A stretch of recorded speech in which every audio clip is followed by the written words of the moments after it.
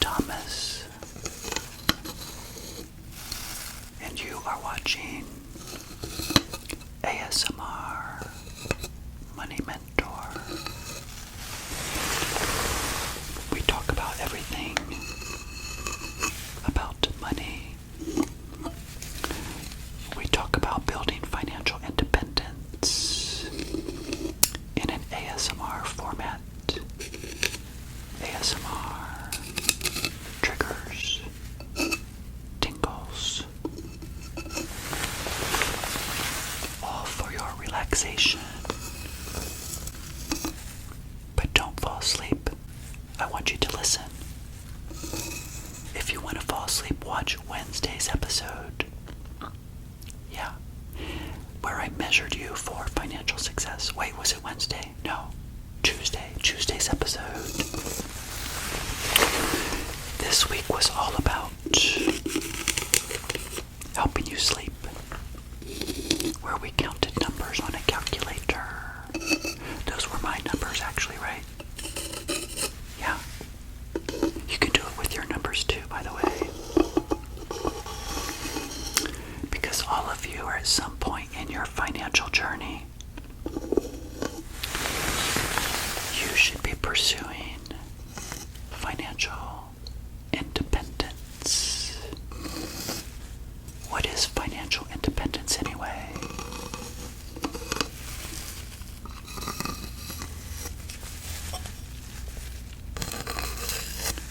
Well, sometimes I think we take independence for granted, don't we? We live our lives in a free way. Yeah. Sometimes we don't think about the struggles perhaps that others have had throughout history. Just terrible, terrible, terrible things.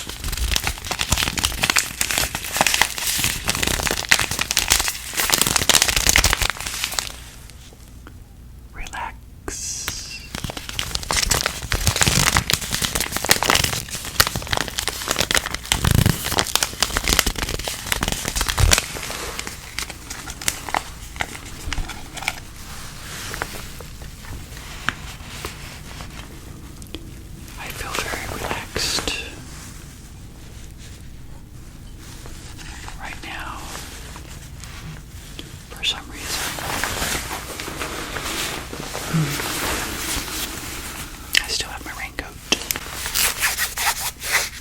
It didn't rain today. I'm using this for effect. I hope you like it. Does it provide a little bit of a tingle?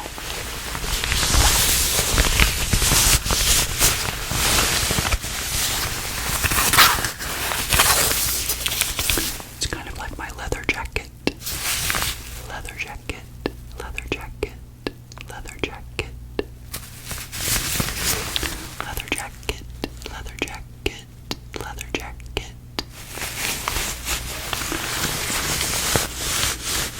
I can't wait to wear my new raincoat.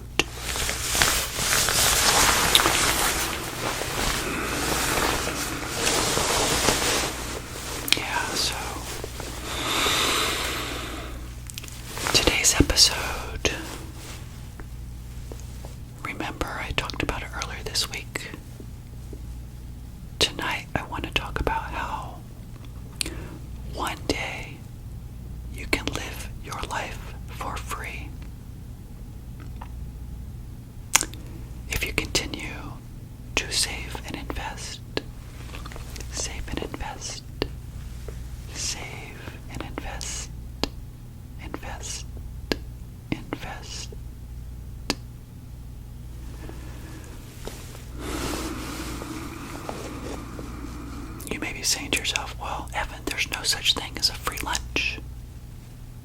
Well, that is true. There is no such thing as a free lunch.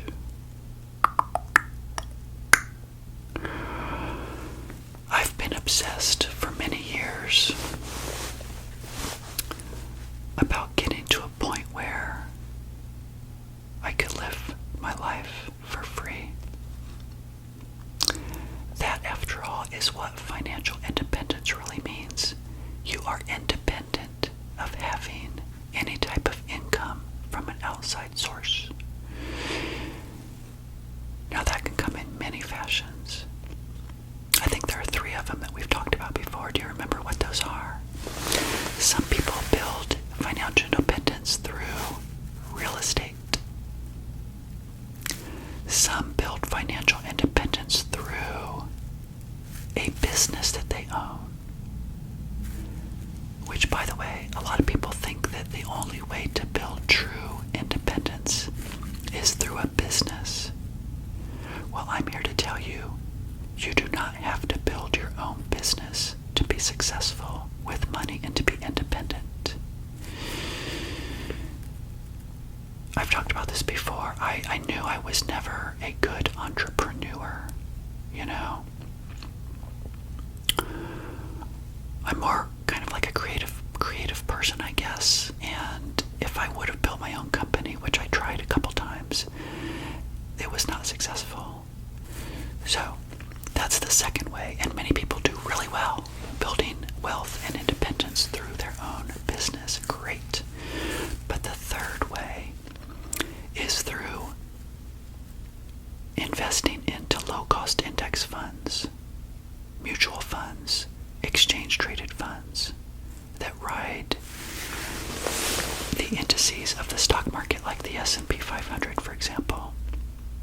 And this week we've talked about building wealth slowly, being in denial and having discipline. We've talked about that on Wednesday.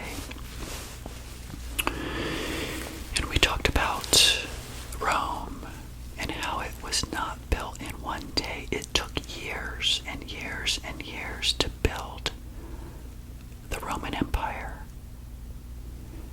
Now it came down, remember the fall of the Roman Empire? I don't know the details of all of that. I probably should have looked it up. But you do not want to get to a point with money and financial independence and build, let's say, that engine really large and then have it destroyed by spending a bunch of money in retirement. No. You don't want that. That's where I'm at right now. I'm in that phase, like I talked about, of adjusting and making sure that I preserve as much of that wealth as I can. That's what I live for right now. That's what thrives. That's what motivates me, is to know and to try to manage that money the most efficient way possible. Sometimes it's all about efficiency. Again, when I was a guest on the Susie Orman show in 2012, she said to me, I don't think you're being as efficient with your money as you can be. And that really resonated with me. You're going to hear things, hopefully, from my channel, from other people that resonate with you. Write those things down. Put them in your planner. And go back and look at those quotes. They will motivate you. They will help give you what you need to build that discipline. And so, efficiency is the way to do the best with money, not only when you're building your money, but when you finally attain it as well. And so, the way that you can think about money to live your life for free is as follows, what I'm going to talk about right now. I remember when I was producing my Broke at 40 podcast, I had an episode where I talked about it and I tried to get my thoughts out. It's so interesting to me that when you really look at how much money your money is generating, even though you may be reinvesting it back into the mutual funds that you already have, because that's what's happening when you guys are building your wealth right now. You're buying shares, aren't you? You're taking your money every month and you're putting it into those investments. Those investments grow and they become a part of the engine that you've created. You're not withdrawing the money, right? Not yet. Not until you retire and you're in the distribution phase. So all along that money is working for you. It's compound interest. It's continuing to grow and grow and grow. But here's how you can think about how you can live for free, in quotes. I'm going to use a very, very, very simple example. Let's say you get to a point where you have $1 million.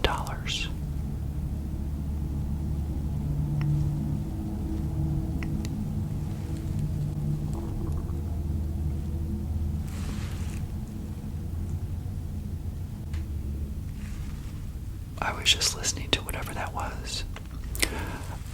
Let's say you have $1 million and you know that the stock market returns, let's say just 6%. That's a very conservative number as an average over time. 1 year it might be 6. Next year it might be 12. It may be a negative year as well. But overall, you're still averaging about 6%.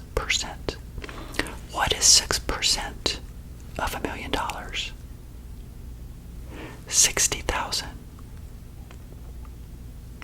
When you get to the distribution phase where I'm at right now, the way to think about this is you want to try to perhaps preserve the $1 million. Not that you have to, but in my example of living for free, let's say we've got the $1 million. Great. That's the engine. It throws off $60,000, right? In interest, dividends, and unrealized gains. If you need only $40,000 to live your life, if your expenses are really low, whether it be you retire early or at age 65, whatever, if you just need 40, you take that 60 and just, this is, there's different ways you withdraw from accounts, which I've kind of alluded to, which I'm dealing with right now. It might be my Roth IRA, it could be my taxable account, it could be my traditional IRA. Those are the 3 buckets I have. We're not going to get into the details of that, but just holistically, in considering how you can live for free. That money generated 60. How much do you need? 40. How much is left over? 20. You put the 20 back into the $1 million. Now you have $1,020,000. So for that year that you spent the $40,000, do you see that you're living for free? You're using passive income that engine created. You still had $20,000 left over that goes back into the bucket. Now again, you can't think of this as, oh, that's going to happen every single year. Now, it will happen every single year. If you take $1 million and you know at the end of 10 years it's going to be X balance, who cares what's happening?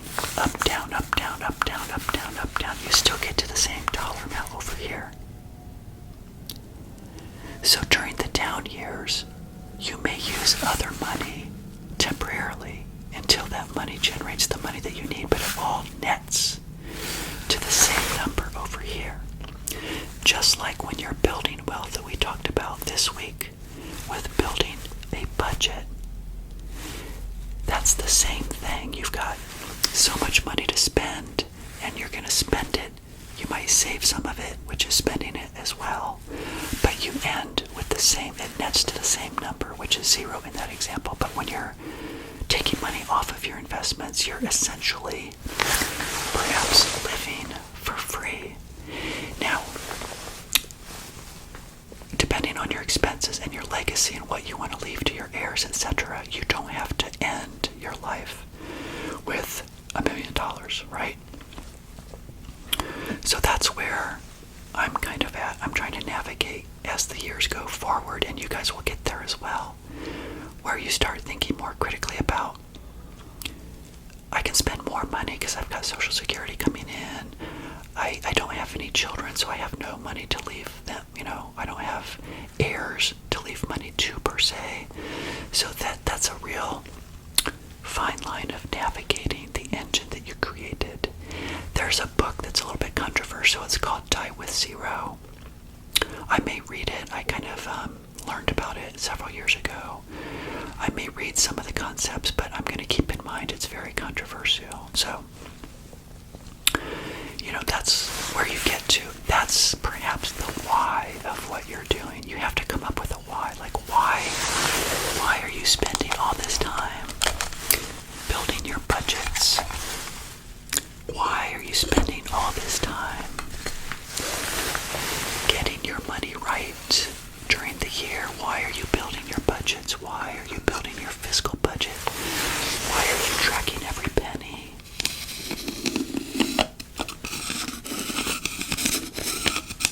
Well, one day you want to live for free.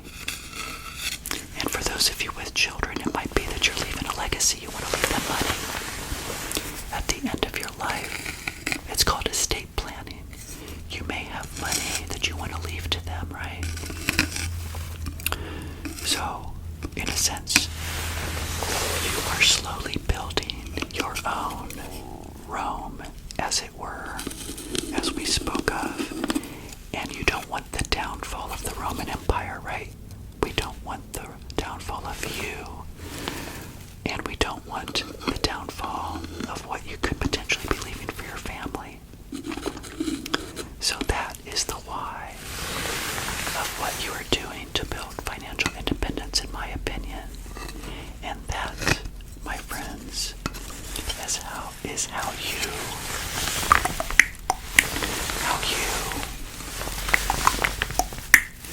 could one day live your life for free. And that's what I'm navigating right now. At this point in my life, in the distribution phase, this is my first year of thinking about how I'm going to be spending the money that I've built, that engine, right? For example, 2025, I'm just using short-term reserves. I'm not using my money that's in investments at all. That 1.3 million that I talked about can continue to grow.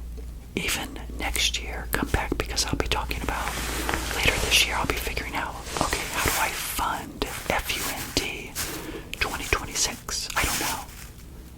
I know I've alluded to it in many of my episodes, and that's what is so great about personal finance, is that it's always changing, it's always fluid, you're always recalibrating, you're rethinking your money, you're looking at your spreadsheets, you're thinking about the future, you're thinking about how efficient can you be with the money that you created. And so with that, everybody, I think I'll go ahead and close out this episode. I hope you have motivation now to create discipline in your life. Be thinking about how you can live your life for free one day, and I hope that motivates you to continue to do great with money. I hope you build your budgets, and I hope you're all having a great month of March as it comes to a close here real soon. So with that, everybody, give me a thumbs up if you like content like this. Consider